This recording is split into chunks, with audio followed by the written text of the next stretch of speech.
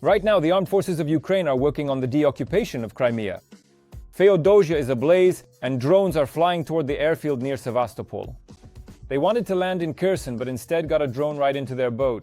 An epic video shows how the armed forces of Ukraine send Russian Marines to the bottom of the Dnipro. That's what we're going to talk about right now, friends. My name is Alexander Prepodobny, and I'm introducing our guest.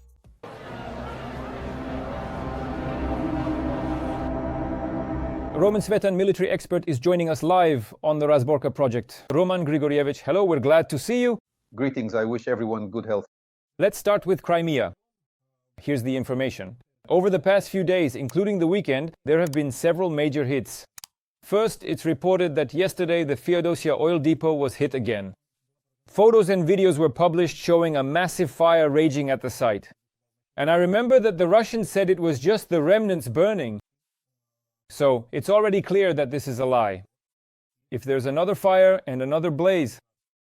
In addition, on Sunday evening, the Russians tried to shoot down drones near the airfield in Belbek, which is located in Sevastopol, as well as in Saki and Novofedorivka at around 8:30 in the evening. In short, Crimea is under fire control. Please comment, what happens next? Are the Ukrainian armed forces really able to increasingly spoil the mood there, let's say, for the Russian group? Well, on the 6th, the Ukrainian armed forces using Magyar's drone systems struck Feodosia, highlighted the target, so to speak, and then the security service of Ukraine carried out the strike on its own. It was, one could unequivocally state, a truly devastating and crippling blow inflicted upon this particular base. The reason for this profound impact is that more than a dozen, indeed approximately 30 massive storage tanks specifically designed for holding vital fuel reserves were completely obliterated and utterly destroyed. This catastrophic destruction means that these facilities collectively possess the capacity to store well over 300,000 tons of essential fuel, making this incident an exceptionally grave and undeniably serious loss with far-reaching consequences. Specifically, this Feodosia logistics chain is used year-round for the transshipment of light petroleum products, which supply all of Crimea, all military facilities in Crimea, plus the Kherson and western part of the Zaporizhzhia front. It was very important for us to disrupt this logistics chain, the supply of fuel, which the security service of Ukraine managed to stop. The strikes were indeed, you are right, and at the same time there were also strikes on several substations. These substations transfer electricity, if I remember correctly, 220 kilovolts, 330 kilovolts, that transfer electricity from the eastern part of Crimea to the north, that is, roughly speaking, the Jankoy direction, while Kerch and Feodosia receive electricity from roughly the so-called power bridge, the energy bridge, from the direction of Taman, the same Kerch bridge, and of course the Sevastopol area. There too a substation was hit. By the way, it supplied power to some of the airfields. The same goes for Belbek. By the way, here we see a parallel strike. First, there is a strike on the power infrastructure that supports Russian airfields or Russian anti-aircraft missile systems, and then there is a direct strike on the airfields themselves. In Belbek as well, Saki Novofedorivka is a single location. There are both airfields and the Russian naval aviation base there, as well as depots in the Novofedorivka area. It's quite a lucrative target for us. And alongside the main strikes on the power system, there were also strikes, including specifically on these military facilities. Crimea is being systematically targeted. For the third month now, literally every other day, whenever the opportunity arises, Russian targets in Crimea are being hit. Mainly it's anti-aircraft missile systems. For about a month, or rather a couple of months, this has been ongoing. Now already, a wave of strikes has begun against military targets, including the Feodosia oil depot, substations, and military airfields. Further intensification of strikes lies ahead. Moreover, it's already clear that the Russians are unable to fully restore air defense in Crimea. This is now obvious. There's a noticeable decrease in air defense density in the Crimean direction, which means that in the near future, more serious means of destruction will be used. Scalps might also be used. Storm shadows might be used as well. And of course, they will continue to carry out combat missions. Our Neptunes. At the very least, that's what we definitely have. Not those announcements about missiles that don't yet exist in serial production, but what is already in serial production or what is being supplied to us by our partners will soon be used against Crimea. This is the beginning of the deoccupation of Crimea. For up to a year, it is possible to operate using long-range aviation and missile strike capabilities. before, say, a ground operation, Russian troops in Crimea can be thinned out for a year. There are quite a few of them there, 150 stationary military facilities plus about 100 mobile ones. More than 150,000 Russian troops with equipment, ammunition, and major depots are stationed there. That's exactly a year of work for our long-range strike capabilities. Roman Grigorievich, there's something else I'd like to ask you about. The Russians don't miss out on epic footage. They still hope to land on the islands opposite Kherson. Our viewers can see how one boat, then a second, then a third appears. They're all trying to approach the islands located across from the Ukrainian city, the regional center. And as a result, it turns out the same way. Our viewers can see how it happens. Every single boat is hit by our defense forces' drones. The infantry is simply left in the Dnipro, burned alive. That's how I understand it, judging by this footage. Please comment on this. The Marines of the 40th Brigade, the Coast Guard, are basically wiping out the Russian landing forces trying to come ashore. Why are the Russians trying to break through there? And to what extent do you think they might concentrate even more efforts in that area? The Russians didn't study well. Operational level commanders didn't do well in school, otherwise they'd know from the classics that a bird will only make it to the middle of the Dnipro, especially in the lower reaches. Well, that's pretty clear. Naturally, not everyone will. Not every Russian will make it to the right bank. Right now, they're only trying to land mostly on the so-called left bank islands, which they're trying to take control of, sometimes just with fire control, sometimes by actually landing, for example, trying to land on the islands. At the moment, we have quite serious tactical level strike capabilities in this direction. There's no need for operational or strategic ones there. It's tactical there, meaning there's a sufficient number of FPV drones, good aerial reconnaissance, and artillery is deployed specifically to take out the Russians. The artillery works well there, and aviation comes in too. From the right bank, it's just perfect for aviation to operate. You can approach at extremely low altitudes using the high right bank as cover. And behind, or rather below the so-called radio horizon under the beams of Russian radars, and carry out the combat mission against already identified targets. Moreover, these islands haven't been zeroed in on. So you don't really need to spend a lot of time planning the route or designating targets as such. As soon as our intelligence spots an attempt by the Russians to land, it is immediately stopped. That's what we see in the video footage, in the visuals. All right, thanks to the press centers that provide information of this level, so that the right bank clearly understands that combat operations are underway to prevent the Russians from reaching the right bank. But they won't keep pounding away. Their task is different. At the very least, the first objective from a military logic standpoint is to try to tie down our troops. That is the part of our forces currently in the Kherson area holding the line. There are no such attempts like that right now on the Eastern Front. In other words, they're pulling our troops away from the central direction, from certain positions. That's the first objective. And the second objective is still to try to capture, or rather to take full control of those same islands so they can use the islands to operate against the right bank, at least from a bit closer anyway. And then, naturally, based on certain strategic plans, their next move would be to try to establish some kind of bridgehead on the right bank. Well, for them to reach the right bank is about as likely as crawling to Kiev. Is just not realistic for now. The forces and resources that the Russians have deployed along the left bank are not enough to establish an operational bridgehead on the right bank. That's why the Russians are being destroyed in this area. And that's how it will continue. Roman Grigorievich, this is what Alexander Sirski recently said. The so-called kill zone on the front has deepened by several more kilometers, and now it is at least 10 kilometers wide, at minimum. That is, this is a deadly zone, within which it is practically impossible for either infantry or small mobile groups to move. Obviously, the Russians will still manage to infiltrate, but nevertheless. But what does this mean from a military point of view? The commander-in-chief also points out that, given such a distance, logistics and military medicine become extremely important. What is your assessment? What does this indicate? Where is the war heading? At the moment, this is one of the variations of so-called trench warfare.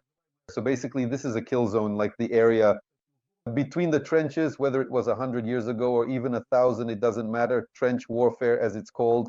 In other words, there is a certain stabilization along the line of contact with an expansion of the engagement zone. The kill zone, so to speak, extends up to 10 kilometers. It's difficult for vehicles to move there, since they're clearly visible as they approach. But in principle, for example, Russian troops, if they're advancing, and ours as well, when moving into positions, with certain means of delivery, it's possible to move. So they infiltrate and we reach certain positions. It's the same zone, that same 10-kilometer area along the country's border. The Russians also control this 10-kilometer zone using their drones of various types, but mainly it's this 10-kilometer area.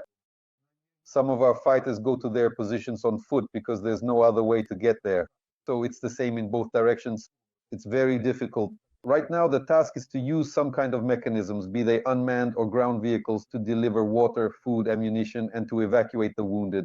So this is a whole problem in this kill zone. And it's currently being actively addressed right now. Both sides are trying to find a significant solution to this ongoing issue. The Russians, in an effort to support their military personnel, have specifically launched a flash mob, diligently collecting crucial money for various essential motorcycles for their frontline soldiers. They don't have enough of these motorcycles, so they're collecting them. Just like we raise funds for drones, the Russians are raising money for motorcycles, trying to somehow solve the problem of this kill zone so they can at least quickly send Russian bodies under the strikes of our drones closer to the line of contact or to infiltrate, even if it's just one way. In other words, both countries are trying to solve this problem. The kill zone is becoming denser now on both sides. Because soon we might end up with a line of combat contact, a 10 to 15-kilometer kill zone that neither side will be able to cross. There will be a kind of stabilization along the front using long-range strike weapons. After that, the focus will have to shift to the rear, meaning in order to destroy the enemy's economy, we will have to target their rear areas and military facilities that we've identified through reconnaissance, which can also be destroyed. In other words, to continue the counteroffensive operation to liberate our territory using aviation missile systems or drones. We now have more or less some of these long-range strategic weapons at our disposal, because the stabilization along the front line that we have now is a kill zone, which means this is exactly the kind of stabilization that at the moment is advantageous for us. Why? Because now time is working in our favor. As soon as we acquired long-range strike capabilities, the ability to destroy Russia's oil and gas sector, to cripple the Russian economy, time started working in our favor. And in this mode, stabilization along the front and targeting critical infrastructure, we are squeezing this war out. Yes, it will take time, maybe 3 years. At the very least, we will have to keep hitting the Russian economy with long-range strikes. But now we have that capability. Every voice matters. Join our community, support independent journalism and help us bring you the truth from Ukraine. Become a member of Ukraine Today. Join us now. Roman Zelensky is supposed to meet with Trump on October 17th, which is very soon. And right at this time, Axios publishes an interesting article about how American long-range Tomahawk missiles will be discussed. And citing the Minister of Defense, they say that Ukraine may receive only 20 to 50 missiles, which is absolutely not enough to change the course of the war. This is already being reported in the Financial Times. It should be noted that the Pentagon currently has 4,150 Tomahawk missiles in stock. This is according to a former Pentagon employee. Please tell us, what do you think in general about what kind of weapons Ukraine should receive from the US in the near future? And 30 to 50 or 20 to 50 missiles, what does that even mean? If we take, for example, military targets like military factories with underground communications, to take out a military factory of that level, you need up to 10 Tomahawks per target. For a single target, so 30 to 50 or 20 to 50. That's 2, 3, 4, maybe 5 targets, and that's it. Obviously, that's not a game changer in this form. The only way these Tomahawks could be used, maybe a bit more broadly, is if you start striking, say, Russian oil refineries with a couple of Tomahawks each. In that case, basically, all the main plants, that's about 50 missiles. That would be enough to take out all the main Russian plants located in the European part, to take them out on Russian territory, because 2 or 3 half-ton warheads hitting an oil refinery are enough to shut it down, even for several years. So such an option does exist. The question is whether the transfer itself will actually happen. Why? Because it's become too politicized. The very fact that this issue is being raised shows that there is pressure on Putin. This pressure could be relieved for various reasons. Interestingly, it might not be related to Ukraine at all, but rather to the Middle East. For example, let's say the issue in the Middle East is being resolved and pressure is being put on Putin regarding the Tomahawks, which are supposedly going to be transferred to Ukraine. If the situation in the Middle East is settled and Putin backs down somewhere in his support for certain opposing sides, then the whole issue could be resolved and the pressure would disappear. We might not get them at all. We're just talking about it for several months, just like we've been talking about the Tomahawks for months now. but there simply won't be any actual missiles. Of course, we have the technical and technological capability to receive and use these missiles against Russia. We have that. We have enough ground-based launchers to handle 20, 30, or even 50 missiles. They could send at least one battery, 4 launches they can transfer to us. There is a battery specifically for this kind of task, so it's not a big problem. Therefore, understanding that the possibility of transferring and using Tomahawks, we have the capability to use them. Naturally, the Americans are now putting pressure on Russia, but the objectives, once again, are not at all related to Ukraine. So for now, we can just discuss this topic, but in reality, it's better to only talk about it once these missiles have arrived and have been used against Russian targets. The Russians will immediately acknowledge it the very next day, and then we can have a conversation. And to what extent is further pressure on Russia possible with the help of actual missiles, not just talk about these missiles? It's interesting to see who will ultimately prevail in supporting their allies. China, which supports Russia, or the US, which supports Ukraine? Well, for now at least. Why do I ask? The Washington Post published an interesting article about how China has significantly strengthened Russia's position in the production of fiber optic drones. We're talking about 80% of the entire global consumption of commercial drones actually comes from China. And now they have increased their supply of all the components needed to assemble fiber optic drones on Russian territory. I've even heard from our military that the balance has once again shifted in favor of the Russians. That is, in terms of numbers, they're using 5 drones against every one of ours. What do you think about this? Here we are fighting, aren't we? On the one hand, for Tomahawks, the Russians are increasing both their components and the number of drones. Who will ultimately win this arms race? It really all depends on the numbers. The fact is the Chinese are directly participating in the war against Ukraine and against Europe using Russian hands. But not only are they not supporting financially, they are also providing components, assemblies, and various types of weapons, starting from those same drones you just mentioned and ending with serious weaponry. Yes, including those same Geren drones in the end. More than half of the key components there are Chinese, which are produced in sufficient quantities to create a significant advantage for the Russians in strike capabilities along the front line and even in the rear areas, including.